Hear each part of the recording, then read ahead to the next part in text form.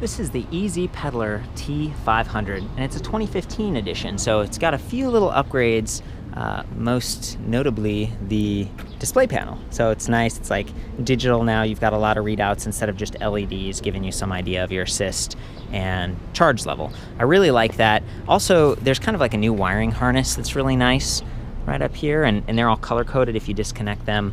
And I like that they're using more like wire wraps on their cabling instead of the big plastic, you know, twisty stuff that I see on a lot of other bikes. This is kind of like an all-inclusive but value-priced electric bike.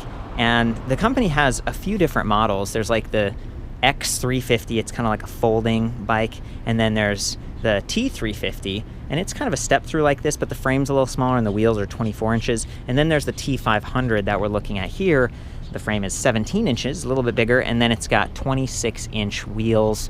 And I think that's like 26 by 1.95 in terms of the diameter of the tire. Yep, 1.95. It's got that nice reflective sidewall. If you look at the tire head on, you know, it's just a little bit wider, and it's kind of got this hybrid tread that would be smooth on pavement, and then a little bit of grip on the side.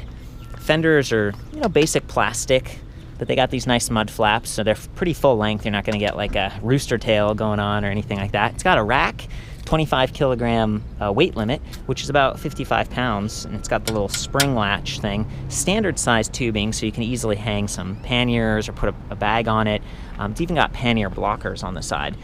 It's solid, it's decent, but you know, you can see all the different bolt points right here, right? So over time, this might rattle loose versus something that's like welded on, or a more simple rack that's like perfectly matched to the bike. This bike, you know, it's just cheaper all around. And in terms of price, it's like $18.95, I think. And then they also have like a T500 Turbo that I think the controller sends a little bit more juice and might be able to go a little faster or whatever. And that one's like $19.95. So you've got maybe a couple of choices. I think the T500 standard is really what you're going to see in shops most of the time. And the top speed on this is 20 miles per hour. You know, you do have a 500 watt geared 8-fun motor in the front. That's decent. That's a solid motor. It does add a little bit of weight to the front wheel, right? Unsprung weight, meaning that the spring, the suspension, that's supporting all of this. And the weight that's in the motor, and even just this cheaper Zoom suspension fork, it's not adjustable or anything. It's, you know, that adds weight, so the suspension has to do more work, and it's a little slower.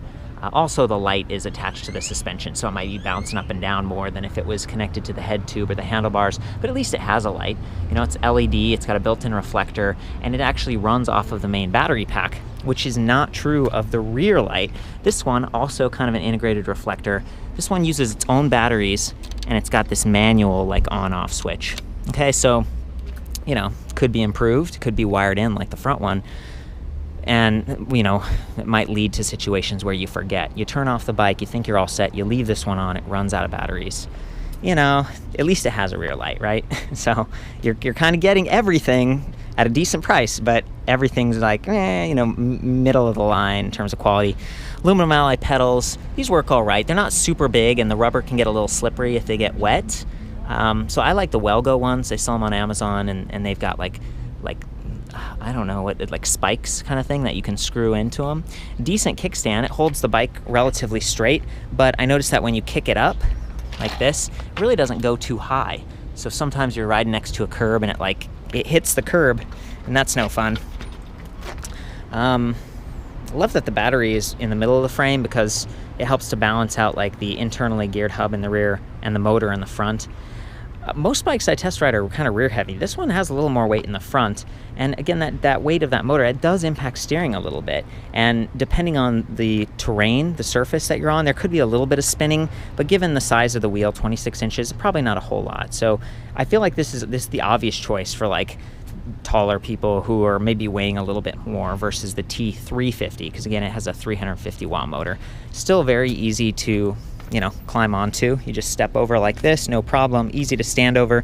I like that the cables are all, well, not all, but partially routed through the frame right there. You can see that they've actually got cables running along the bottom, and then kind of a whole mess of cables under here. Controller is partially built into the frame, and then it does have a 12 magnet cadence sensor. So see those silver dots? Those are magnets, and as they pass a sensor, they send the signal to the motor to go. Okay, so the older versions of EZ Pedaler bikes, they had like 5 magnets, and that just wasn't as responsive. It didn't start as fast, didn't stop as fast, and you know, it just wasn't as, it didn't feel right compared to something that's newer, that's just higher quality. So they have stepped this up, you know, and I think the prices are fairly similar. The brake levers do also have motor inhibitors, so you can see there's one cable here for stopping, and then there's this other one, and that sends a signal to the control system to go ahead and cut the motor. So if at any time you feel out of control, you hit the brakes, you're not going to be fighting the motor, which is great. That's really important in my opinion. You know, kind of basic rubber grips. There's no lockers or anything on these.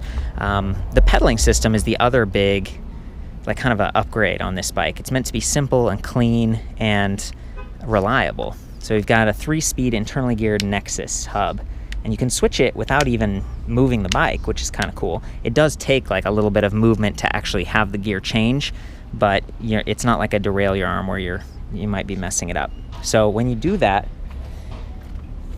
pulls on this cable back here, and it shifts gears inside that hub. These tend to weigh a little bit more, but being only 3 speeds, I don't think it adds much extra weight compared to like a standard cassette. And of course, it allows the chain to stay tighter, which means you're not going to drop the chain as frequently. It means you have a shorter chain, which saves weight. Just keeps it cleaner. And then I love the chain guard too, because that means if you're wearing like a long pants or something, they won't snag on that front sprocket.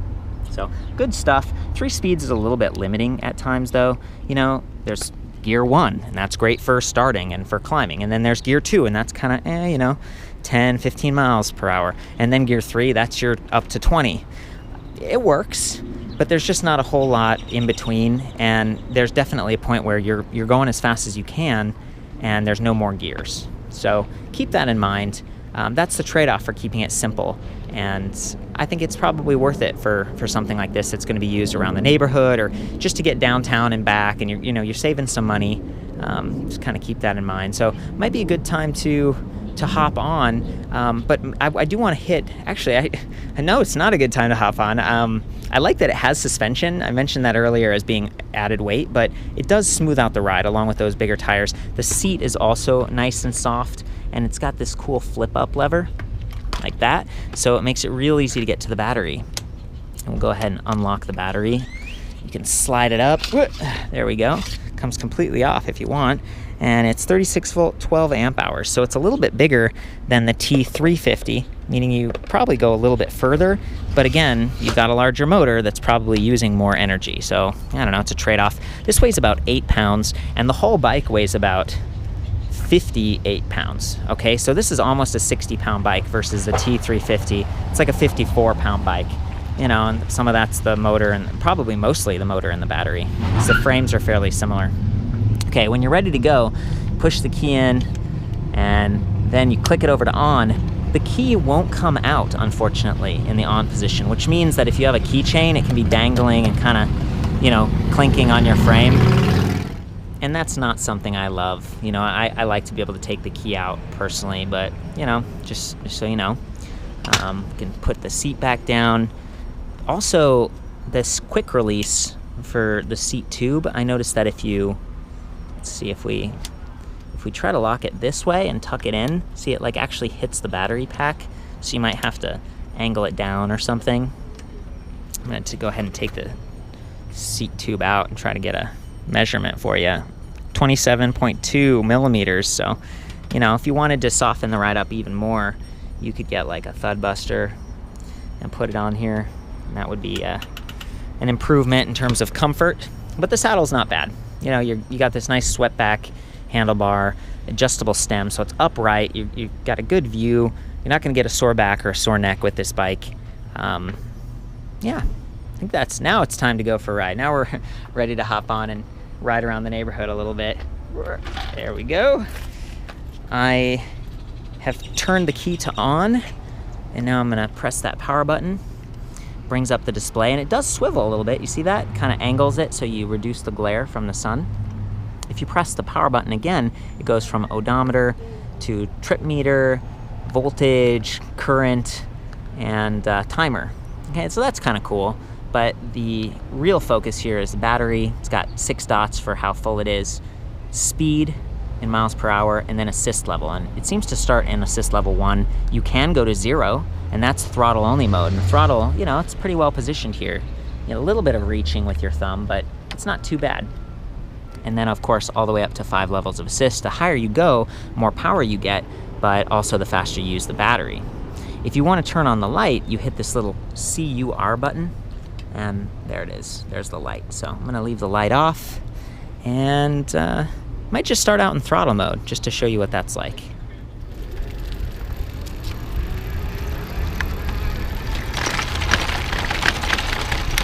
A little bit of off-road here.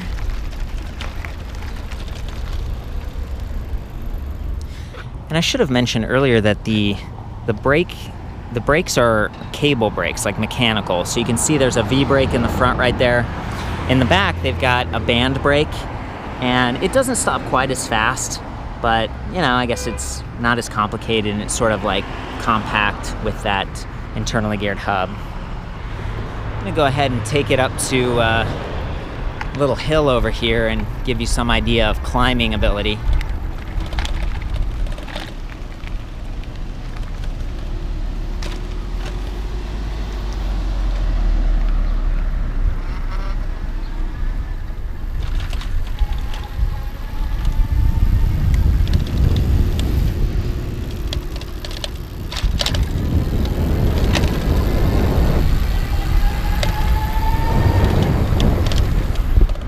Okay, so nothing real steep, but just gonna go from stop here, power it up. This is full throttle right now. So it's not incredible. You know, it's got us up to 13, 14, 15. So, you know, I just took the T350 on this same route, and it performed very similarly. And I think that's probably, you know, because they're running at similar currents. I can't validate that at all, but you know, you've got the same setup where there's a geared motor in the front wheel, and maybe this one's more powerful, but the current matters. And then this one has a wider wheel diameter, okay? And that, it reduces the leverage that the motor gets, okay? So this T350, it had a 24-inch wheel, and that might have given the motor a little bit more power. So I don't know, they feel equivalent to me, and they're kind of similarly priced. So if I was gonna get the T500, it wouldn't be because, oh, you get tons of extra power, unless I was getting the T500 Turbo or something. It would probably be because the frame's a little bit bigger, the wheels are bigger, and it's a little higher off the ground. So it's a, you know, it's a decent bike for the price. I'm gonna go ahead and go up to assist level 5. I'm already down in gear 1, and I'm just gonna pedal. There we go. Whoop.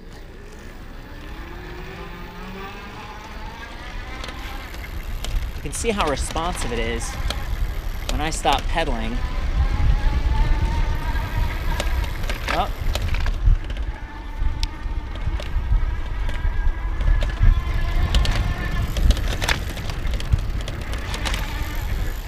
You can hear there's a bit more rattling going on in the back right now.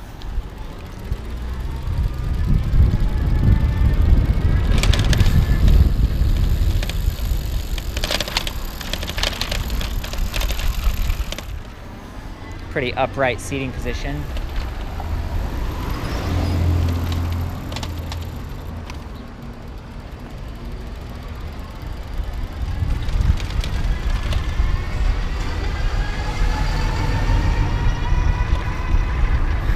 And there we go, slightly past 20 miles per hour there.